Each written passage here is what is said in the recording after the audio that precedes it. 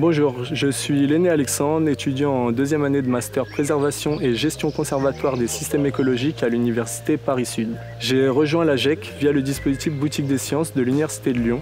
L'association de gestion des espaces karstiques est une association qui agit dans le domaine de l'éducation à l'environnement. Depuis quelques années, le lac de Chambaud subit une plante qui pose des problèmes aux différents utilisateurs. On a décidé de contacter la Boutique des sciences pour mettre en place un stage. Un arrachage a eu lieu les pires années. À l'inverse, d'autres années, la plante ne se développe pas ou peu. Donc on a cherché à savoir qu'est-ce qui expliquait ce développement ou pas. L'étape majeure de ma recherche consiste à éplucher la littérature scientifique concernant l'Élodénutale, plante aquatique originaire d'Amérique du Nord, et la renouée du Japon, plante terrestre originaire d'Asie orientale. Dans un premier temps, on cherche à comprendre comment est-ce qu'elles ont pu s'introduire et s'adapter à nos écosystèmes et de quelle manière est-ce qu'elles se reproduisent. Ensuite, on détaille les atteintes à la biodiversité et les impacts que ces espèces peuvent causer. Puis, on recense les méthodes existantes permettant de limiter, stopper, voire diminuer leur abondance sur le site d'étude.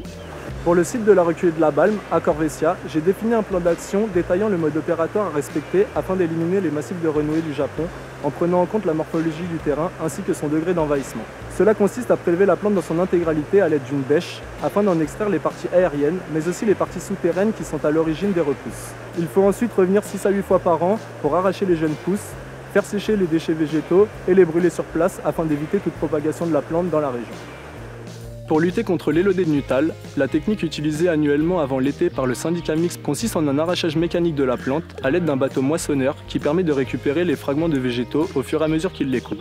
À l'avenir, cette méthode pourra être améliorée par la pose d'un filet fixé en aval de la zone de coupe afin de récupérer les fragments de tiges qui se seraient dispersés et ainsi limiter la propagation de la plante dans la région. Pour les années futures, il faudrait axer les efforts dans la prévention des risques liés aux introductions d'espèces envahissantes. La mise en place de réseaux de surveillance à différentes échelles territoriales, constitués de membres formés à leur reconnaissance, permettra de repérer rapidement toute nouvelle introduction et de pouvoir agir avant qu'il ne soit trop tard.